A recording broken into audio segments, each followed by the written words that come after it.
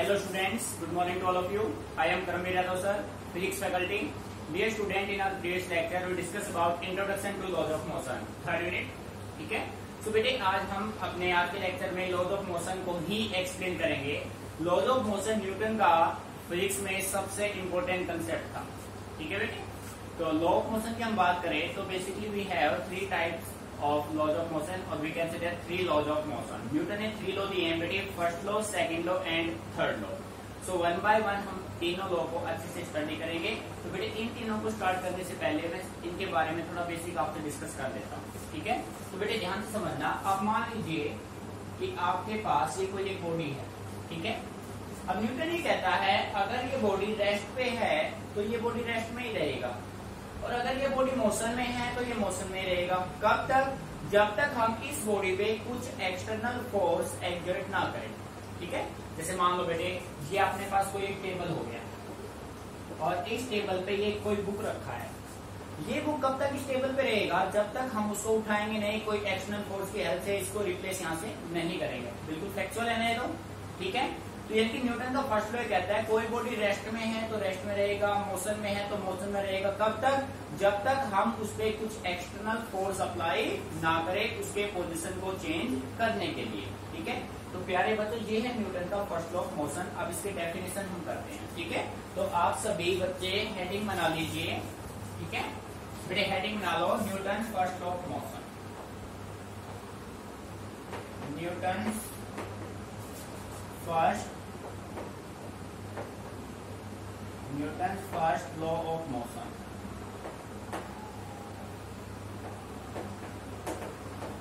Newton first law of motion. ठीक है. देखो बेटे ध्यान से. The body will remain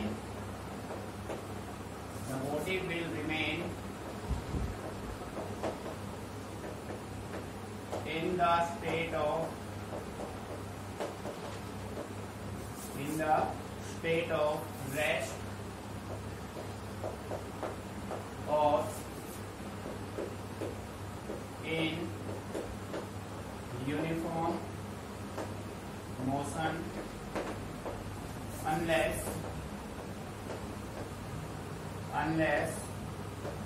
some external force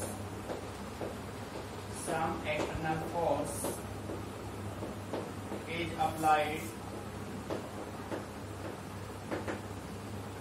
to change its state of rest or motion. बेटा है नहीं समझ में? देखो भाई न्यूटन ये कहता है अगर कोई बॉडी रेस्ट में है तो रेस्ट में रहेगा, मोशन में है तो मोशन में रहेगा. कब तक? जब तक आप उस पर कुछ एक्सटर्नल फोर्स अप्लाई ना करें उसके स्टेट को चेंज करने के लिए. ठीक है. फॉर एग्जाम्पल बेटे ध्यान से समझिए. For example a book lying on the table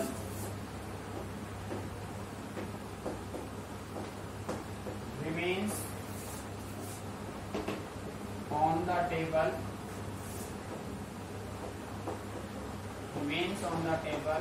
until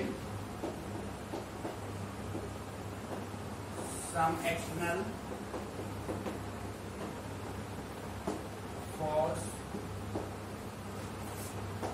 is applied to change its state. ठीक है बेटे. देखो प्रैक्टिकली समझते हैं. अब मान लीजिए कि आपके पास ये कोई एक टेबल है.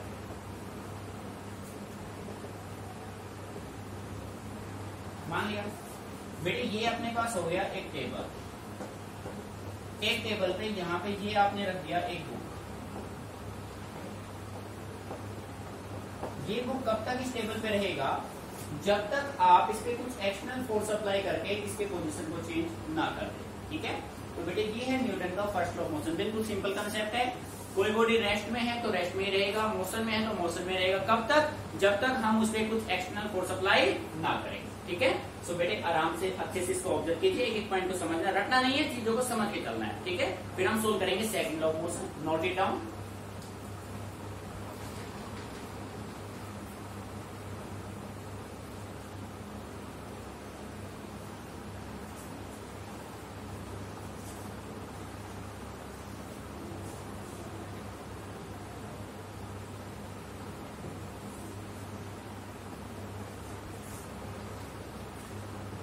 है, ध्यान सुनो। Now we talk about second law of motion. बेटे ध्यान से सुनना है, अच्छे से केयरफुली। हेडिंग बना लीजिए सभी बच्चे, सेकंड लॉ ऑफ मोशन। बेटे सबसे इंपोर्टेंट लॉ है, ये समझ लीजिए आप। हेडिंग बना लो, न्यूटन्स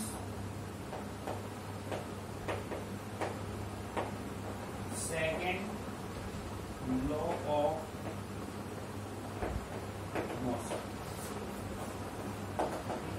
बेटे पहले मैं इसको आपको अच्छे से कुछ एक्सप्लेन कर देता हूँ कि प्रोसेस क्या है। देखो आपको समझना है कि दुर्घटना नहीं है। बेटे मान लीजिए आपके पास कोई एक बॉडी है जिसका मास है m, ठीक है।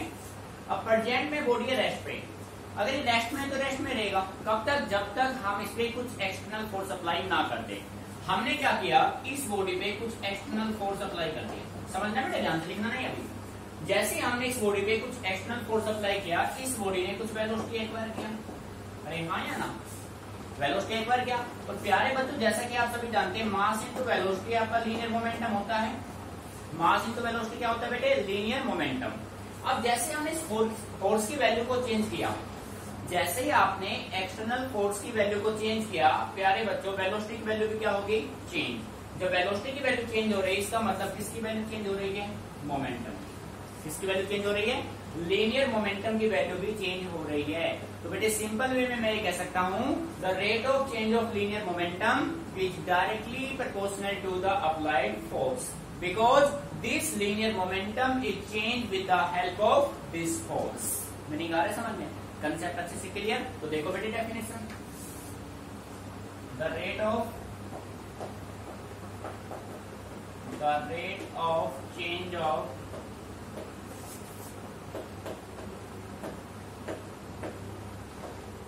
the rate of change of linear momentum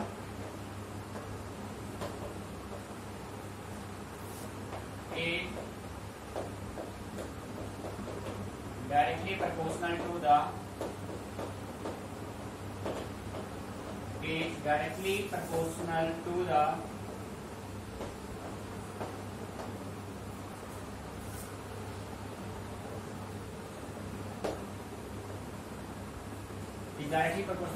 applied force and the changes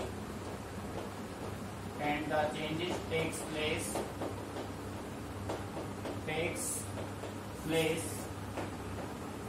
in the direction of applied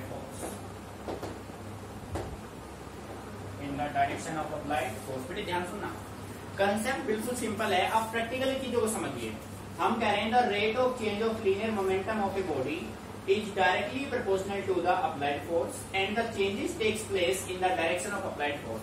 अब ऐसा नहीं है कि आपने फोर्स लगाया इस डायरेक्शन में और बॉडी जाएगा इस डायरेक्शन में, ऐसा नहीं है। जिस डायरेक्शन में आप फोर्स अप्लाई करेंगे, बॉडी का मूवमेंट भी उसी डायरेक्शन में होगा। आपने फॉरवर्ड में फोर्स एक्सर्ट किया है तो बेटे मूवमेंट भी कहाँ होगा? फॉरवर्ड डायरेक्शन में होगा। मीनिंग समझ में आ रहा है? तो बेटे ये आपका सेकंड लॉ ऑफ मोशन, ठीक है। तो इसी के बेस पे मैं कह सकता हूं, हम मान लेते हैं, इसको प्रूव करते हैं कंप्लीटली, ठीक है। Let us consider F applied force. बेटे ध्यान से सुनना है carefully. Applied force, P linear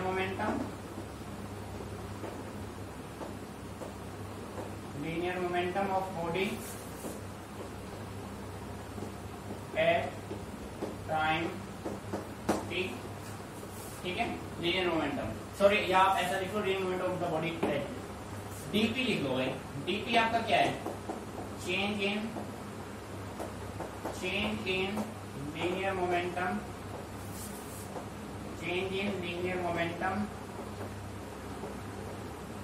eight time t। बड़ी बात समझ आ रही है? F हो गया अप्लाइड फोर्स, P हो गया linear momentum of the body, del P dp आपका हो गया change in linear momentum at time t। So dear student, आप कह सकते हैं dp बाई dt। यहां से dp बाई dt क्या होगा? dp बाई dt आपका होगा रेट ऑफ चेंज ऑफ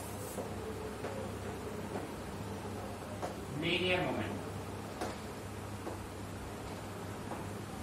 ठीक है बेटे। एक बार यहाँ पे नोट कीजिए, फिर हम इसको आगे करते हैं। देखो बेटे यहाँ तक हो गया, dp by dt rate of change of momentum हो गया। अब देखो भाई, then we can say that, यहाँ पे ध्यान दीजिए बेटे, इसको मैं रख कर रहा हूँ। अब देखो ध्यान दीजिए, देन अकॉर्डिंग टू डेफिनेशन, बेटे डेफिनेशन के अकॉर्डिंग देखो, the rate of change of linear momentum of a body is directly proportional to the applied force. So we can say write F directly proportional dp by dt। ठीक है बेटे, बात समझ आ रही है बेटे? जब आप कभी इस साइन को रिप्लेस करेंगे तो यहाँ पे कांस्टेंट आप यूज करते हैं, ठीक है? तो यहाँ पे मैंने रखा F is equal to T dp by dt। बेटे K आपका होगा कांस्टेंट ऑफ प्रोपोर्शनलिटी, ठीक है? और K की वैल्यू हम इफ K इक्वल टू क्या हो 1 मान लेते हैं। If K equal to 1 then dear student F अपना किसके बराबर होगा, dp अपॉन dt। बेटे यहाँ तो कोई प्रॉब्लम? अब देखो बट T किसके बराबर होता है बेटे, P is equal to mv। Linear momentum P आपका किसके इक्वल होगा, mv के। बेटे वैल्यू रख दीजिए आप यहाँ पे, F is equal to d by dt, d by dt आप किसका करेंगे बेटे, mv का, ठीक है? ये m इस dt के रेस्पेक्ट में कांस्टेंट टर्म है, तो प्यारे बच्चों ये हो जाएगा F is equal to m constant dv by dt। और प्यारे बच्चों यहाँ पे आप कह सकते हो बट dv by dt इसके बराबर होता है एक्सेलरेशन के। भाई change in velocity upon time is equal to acceleration. So आप कह सकते हैं force F is equal to mass into acceleration. तो बेटे ये आपका होगा फाइनल रिजल्ट, ठीक है? और इसको मैं इक्वेशन फर्स्ट का नाम दे देता हूँ। अच्छे समझना बेटे, हमने कैसे किया देखो, F अप्लाइड फोर्स हो गया, P linear momentum of the body हो गया, dp change in linear momentum at time t, dp by dt rate of change of linear momentum, ठीक है? अब बेटे according to definition applied force directly proportional है rate of change of linear momentum के। जब आपने डायरेक्टली प्रोपोर्शनल के sign को रिप्लेस किया, आपने यहाँ पे कांस्टेंट यूज किया K। K is the constant of proportionality और आपने K की वैल्यू क्या मान ली 1, ठीक है? Meaning clear? तो बेटे F अपना हो गया dp by dt। अब जैसा कि हम सभी जानते हैं लीनियर मोमेंटम P होता है बेटे मास इनटू वेलोसिटी। आपने यहाँ पे वैल्यू पुट की, इस dt के रेस्पेक्ट में ये जो मास है m ये कांस्टेंट होगा, आप कांस्टेंट को बाहर ले लो, m dp by dt। बेटे वेलोसिटी बाय टाइम अपना होता है acceleration. So second law of motion कहता है जो फोर्स होगा वो किसके बराबर होगा, मास इनटू एक्सेलरेशन। मीनिंग समझ में है? एक बार इसको नोट कर लीजिए, फिर इसी को सेकंड लॉ ऑफ मोशन को हम रेक्टेंगुलर फॉर्म में करेंगे, ठीक है? जो हमने सेकंड यूनिट काइनेमेटिक्स में स्टडी किया था, रेक्टेंगुलर कंपोनेंट ऑफ वेक्टर, उसी में इसको रिजोल्व करेंगे, ठीक है बेटे? Note it down carefully.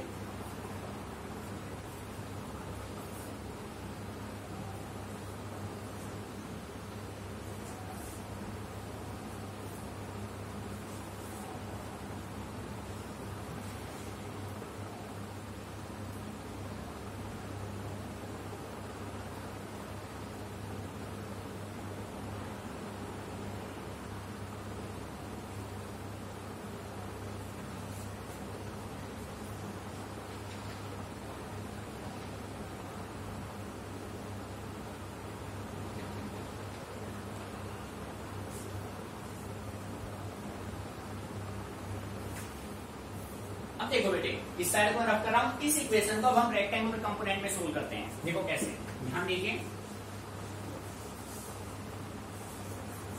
Second law की हम बात कर रहे हैं बेटे, हेडिंग अपना सेम यही रहेगा। अब हम बात करते हैं in terms of rectangular component. In terms of rectangular component. देखो बेटे रेक्टेंगुलर कंपोनेंट के टर्म में फोर्स अपना किसके इक्वल है, मास इनटू एक्सेलरेशन। तो आप इसको ऐसे राइट कर सकते हैं, F इज इक्वल टू, बेटे जो फोर्स होगा उसको आप कैसे राइट करेंगे, F अपना नेट फोर्स किसके बराबर होगा, F x I plus F y j plus F z k. बेटे बात आ रही समझ में? F x i plus F y j plus F z k, इस फॉर्मेट में आप इसको यूज कर सकते हैं। And acceleration a is equal to a x i vector plus a y j vector plus a z k vector. बेटे आ रहा है नहीं समझ में? आई जे के आपके तीनों कोऑर्डिनेट एक्स वाई जेड को रिप्रेजेंट कर रहा है, ठीक है? आप देखो, देन इक्वेशन 1, बेटे ये जो आपका इक्वेशन है, equation first can be written as,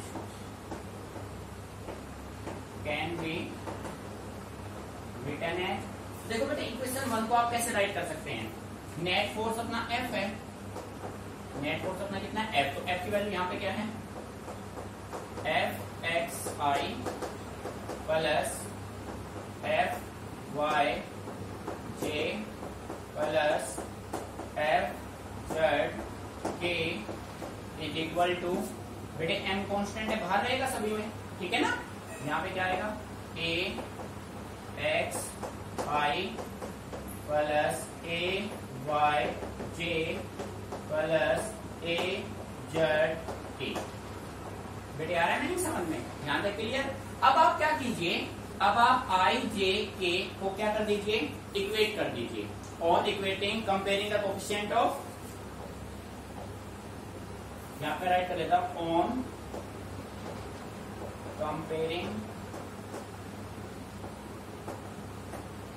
coefficient of I J and के वी गेट, प्यारे तो ध्यान दो। अब हमने क्या किया? हमने आई से आई, जे से जे और के से के, इन सभी के कंपोनेंट हमने क्या किए? इक्वेट किए। तो प्यारे तो एफ एक्स आई को ए एक्स आई से इक्वेट करेंगे तो अपने पास क्या बनेगा? देखो ध्यान से, एफ एक्स किसके बराबर आएगा? M a x, m a x, ठीक है? एफ वाई बेटे क्या आएगा? F y is equal to m a y, ठीक है? और बेटे अपने पास एफ जेड क्या आएगा? M a z. आगे हम नहीं समझ में? तो ये कह सकते हैं in terms of rectangular component. तो बेटे second of motion rectangular component में अगर आपको कन्वर्ट करना हो, न्यूमेरिकल कोई भी सोल्व करना हो, तो आप ऐसे टैकल करेंगे, ठीक है? एक एक पॉइंट को अच्छे समझ है। कोई भी बात आपको समझ में नहीं आ रही तो आप मेरे से डिस्कस कीजिए, पर बेटे रटना नहीं है, हमेशा समझ के करना है, क्योंकि फिजिक्स समझने का है, रटने का कोई चांस नहीं इसमें, ठीक है? अच्छे चीजों को कीजिए स्टेप वाइज।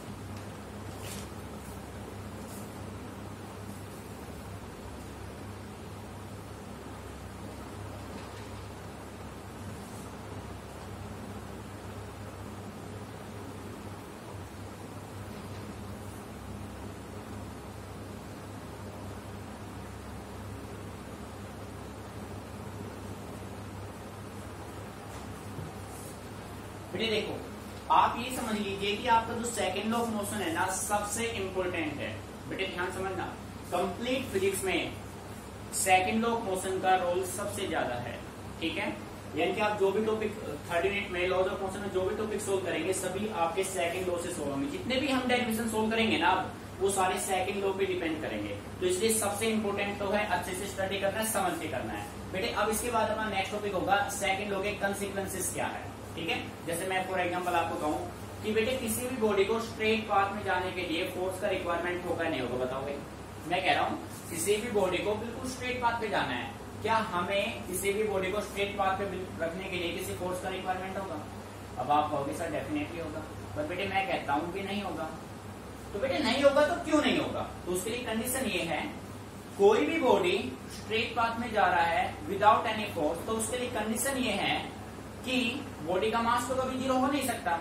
हम ये कह सकते हैं कि उस बॉडी का जो एक्सेलरेशन है, रिटार्डेशन, यानी कि बॉडी पे कोई भी, यानी एयर रेजिस्टेंस नेग्लिजिबल हो, फोर्स ऑफ फ्रिक्शन नेग्लिजिबल हो, तो उस कंडीशन में किसी भी बॉडी को स्ट्रेट पाथ में जाने के लिए किसी फोर्स का रिक्वायरमेंट नहीं होगा। तो प्यारे बच्चों, ये कंडीशन पे काम कर रहा है, और कंडीशन क्या है कि force of friction and air resistance दोनों की वैल्यू क्या हो, जीरो। तो कंडीशन पे हो सकता है ना पॉसिबल, ठीक है। तो हम उसके बारे में बात करेंगे, इसको एक बार आप नोट कर लो।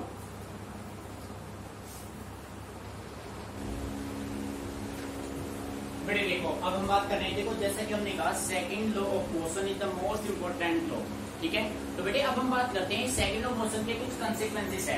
इसमें बदलना बदलना चीजों को ध्यान से समझना है, प्रैक्टिकली हम इसका यूज करेंगे। जब हम इसकी रिलेटिव डेरिवेशन करेंगे तो ये कंसेप्ट बहुत अच्छे से क्लियर हो जाएगा, ठीक है। अब देखो बेटे, कंसेक्वेंसेस से कहता है, ठीक है, no force is required to move a body uniformly along a straight line.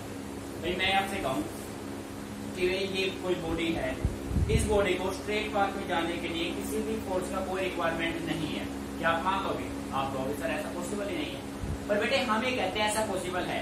ये बॉडी रेस्ट में है, अर्थ के सरफेस पे ग्रेविटी की वैल्यू आपको क्लियर है, ग्रेविटी की वैल्यू अर्थ के सरफेस पे 9.8 मीटर पर सेकंड स्क्वायर है। तो बेटे इस ऑब्जेक्ट को आप बेसिकली प्रैक्टिकली लाइफ में देखते हो, आपने कोई बॉल लिया, उसको आपने थ्रो कर दिया, कुछ टाइम के बाद वो जो बॉल है वो अपने आप स्टॉप हो जाता है। तो बेटे किस वजह से हुआ? वो बॉल स्टॉप हुआ due to force of friction, gravity की वजह से वो नीचे आया। सही बात है ना, ठीक है। अब बेटे कंडीशन में ये है कि ये जो बॉल है ये रुका किसकी वजह से? फ्रिक्शन की वजह से। अब अगर हम इस फोर्स ऑफ फ्रिक्शन की वैल्यू को जीरो कर दे, ध्यान से सुनना, मेन कंसेप्ट यही है, अगर बेटे आप इस फोर्स ऑफ फ्रिक्शन की वैल्यू को जीरो कर दे, क्या ये बॉडी रुकेगा? बिल्कुल नहीं रुकेगा, कॉन्टिन्यूस में रहेगा, मोशन में। तो समझिए ध्यान से, no force is required to move a body uniformly along a straight line according to second law of motion F is equal to ma। आपने अभी प्रूव किया है। अब देखो बेटे, when body move along a straight line and there is no force of friction, main point ये है बेटे। अगर आपने ये पॉइंट नहीं लिखा ना, ये लाइन आपने अगर नहीं लिखी तो मान लीजिए कंसेप्ट गलत है आपका।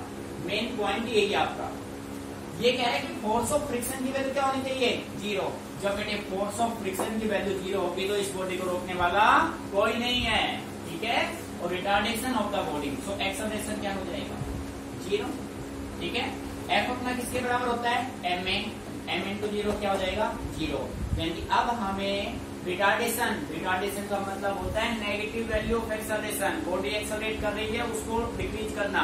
फोर्स ऑफ फ्रिक्शन नहीं होगा तो एक्सेलरेशन जीरो, एक्सेलरेशन रिटार्ड नहीं करेगा। तो बेटे एम ए की ए की वैल्यू जीरो, ठीक है। तो कंप्लीट फोर्स किसके बराबर हो जाएगा? जीरो। तो आप कह सकते हैं नो एक्सटर्नल फोर्सेज रिक्वायर्ड। हो गया प्रूफ? आप देखो बेटे, दूसरा पॉइंट ये कहता है accelerated motion is always due to an external force. कोई भी बॉडी, अब ये बॉडी को भाई स्टार्टिंग में तो मोशन में आएगा, किसकी वजह से आएगा? स्टार्टिंग में जब कोई भी बॉडी मोशन में आएगा तो किसकी वजह से आएगा? वो बेटे आएगा एक एक्सटर्नल फोर्स की हेल्प से। देखो ये जो सिचुएशन आपने बनाई है ना, ये सिचुएशन कब है? जब बॉडी को आपने एक बार मोशन में कर दिया। जब बॉडी मोशन में चला गया उसके बाद आप ये कह रहे हैं कि फोर्स ऑफ फ्रिक्शन की वैल्यू जीरो है, तो ये बॉडी रुकेगी ही नहीं। भाई जैसे हमने एक बॉल को थ्रो कर दिया, थ्रो करने के बाद अगर आप फ्रिक्शन की वैल्यू को जीरो कर देते हैं, क्या बॉल स्टॉप होगा? बॉल कभी स्टॉप नहीं होगा, कोई रिटार्डेशन ही नहीं है तो बॉल भी स्टॉप नहीं होगा। सेकंड कंडीशन में, पर उस बॉल को इनिशियली मोशन में किसकी वजह से लेके आए? आप किसी एक्सटर्नल फोर्स। जब तक आप एक्सटर्नल फोर्स नहीं लगाएंगे वो बॉडी इनिशियली मोशन में नहीं आएगा। तो सेकंड पॉइंट क्लियर। किसी भी बॉडी, कोई भी बॉडी जो एक्सेलरेट होती है, मोशन में आना शुरू करेगी तो किसकी वजह से करेगी? With the help of an external force. Clear. Third point देखो बेटे, the second law of motion is a vector law. जैसा कि अभी आपने सोल्व किया था, second law of motion in rectangular component, ठीक है बेटे। फिर हम कह सकते हैं the second law is applicable to a single particle. आप एक सिंगल पार्टिकल पे भी, जैसे हमने डायग्राम से आपको प्रूव किया था, एक सिंगल बॉडी आपने लिया था, तो सेकंड लॉ ऑफ मोशन आपका एक सिंगल बॉडी पे भी एक्सर्ट अप्लाई हो सकता है, ठीक है। The second law of motion is A local relation. बेटे सारे पॉइंट अच्छे से माइंड में सेट करने हैं। ये सभी आपके हैं कंसिक्वेंसेस, मेन पॉइंट स्टूडेंट्स के, ठीक है, जिनका आप यूज करेंगे, इंप्लीमेंट इसको आप करेंगे, ठीक है। Note it down carefully.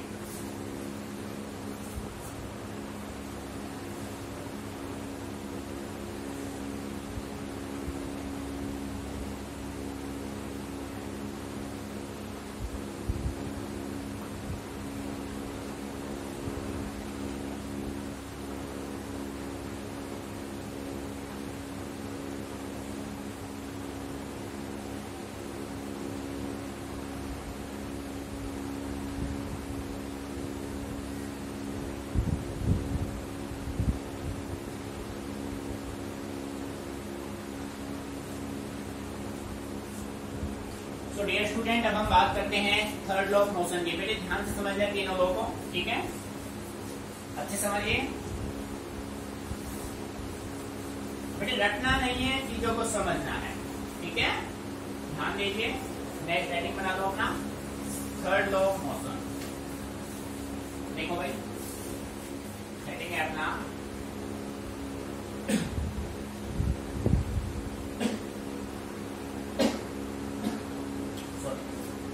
Newton's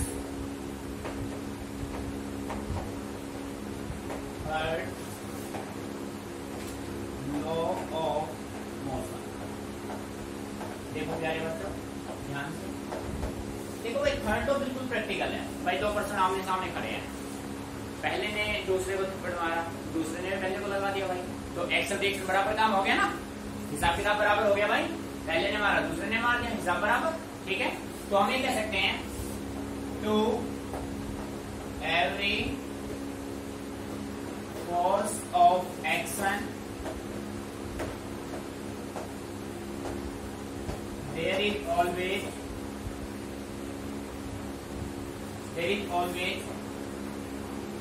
equal and opposite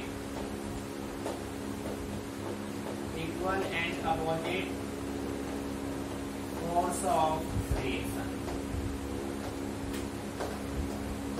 ध्यान समझिए, to every force of action there is always equal and opposite force of reaction. Meaning समझ में आ रहा है? तो प्यारे बच्चों, ये है आपका न्यूटन का थर्ड लॉ ऑफ मोशन। इसको अच्छे समझते हैं। Action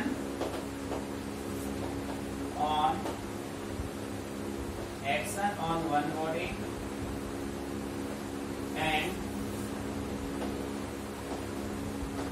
reaction on another body or never act on the same body। बेटे मोस्ट इंपोर्टेंट पॉइंट है इसका, ये कह रहा है कि एक्शन अगर एक बॉडी का है तो रिएक्शन दूसरे का होगा। एक ही बॉडी पे एक्शन और रिएक्शन कभी भी पॉसिबल नहीं है। तो आप ये कह सकते हैं, देखो सेकंड लॉ आपका सिंगल पार्टिकल पे एप्लीकेबल है, बट थर्ड जो आपका थर्ड लॉ ऑफ मोशन है वो आपका सिंगल पे एप्लीकेबल नहीं है। इसके लिए हमें टू बॉडीज का रिक्वायरमेंट है। एक बॉडी एक्शन देगा तो दूसरा क्या देगा, रिएक्शन। मीनिंग समझ में आ रहा है? ठीक है, फिर आप ये मान लो, प्रैक्टिकल समझते हैं। एक बॉडी ये है जिसका चार्ज है पॉजिटिव, एक बॉडी ये है जिसका चार्ज क्या है, नेगेटिव। ये बॉडी लगाएगा force of action, F action. प्यारे मतलब ये क्या देगा, एफ रिएक्शन। मीनिंग आ रहा है समझ में? जैसा कि आप सभी जानते हैं, पॉजिटिव और नेगेटिव हमेशा क्या करेंगे, हमेशा क्या करेंगे, अट्रैक्शन करेंगे।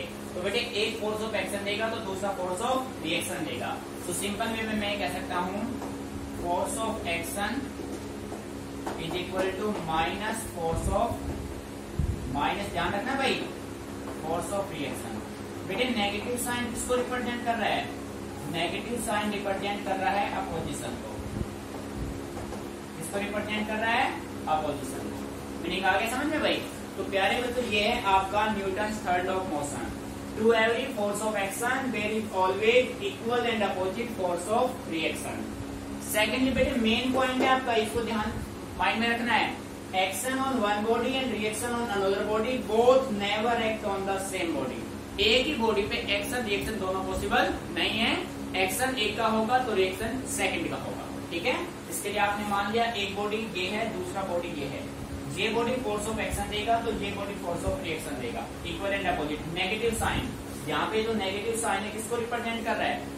Here negative sign represent opposition. So dear student अच्छे से इसको ऑब्जर्व कीजिए, ठीक है।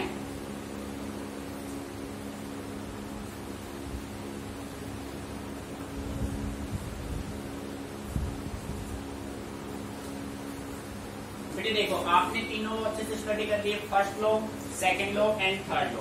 बेटे अब देखो तीनों को ब्रीफ में समझते हैं, हम शॉर्टकट में लेते हैं बिल्कुल। बेटे फर्स्ट लॉ का मीनिंग ये है कि कोई बॉडी अगर रेस्ट में है तो वो रेस्ट में रहेगा, मोशन में है तो मोशन में रहेगा। कब तक? जब तक हम उस बॉडी पे कुछ एक्सटर्नल फोर्स एक्सर्ट ना करें, ठीक है। अब सेकंड लॉ ऑफ मोशन ये कहता है कि आपने किसी बॉडी पे फोर्स अप्लाई किया, जैसे किसी बॉडी पे आपने फोर्स अप्लाई किया तो उसका जो मोमेंटम है वो कंटिन्यूअसली क्या होगा? Change by changing the force. So हम कह सकते हैं the rate of change of linear momentum of a body is directly proportional to the applied force. So बेटे वहां से आपका एक रिलेशन बना F is equal to ma और we can say that F is equal to dp by dt। बेटे next topic जो आप करेंगे ना, जितने भी डेरिवेशन आप करेंगे उनमें मैक्सिमम डेरिवेशन में आपका F is equal to ma और F is equal to dp by dt आप वहां पे यूज करेंगे, ठीक है। अब बेटे इसी वे में आपका जो थर्ड लॉ ऑफ मोशन बनेगा वो आपका होगा to every force of action there is always equal and opposite force of reaction. और बेटे ये बात हमेशा माइंड में रखना, एक्शन वन बॉडी का होगा तो रिएक्शन अनदर का होगा। बोथ एक्शन और reaction never act on the same body, ठीक है। तो बेटे तीनों लॉ आपके हो गए, अच्छे से इनको स्टडी करना है। किसी भी लॉ में किसी टाइप की कोई भी प्रॉब्लम आती है तो आपको रटना नहीं है, समझना है, और फिर भी समझ में नहीं आए तो मेरे से डिस्कस करना है, ठीक है। अच्छे से कीजिए इनको।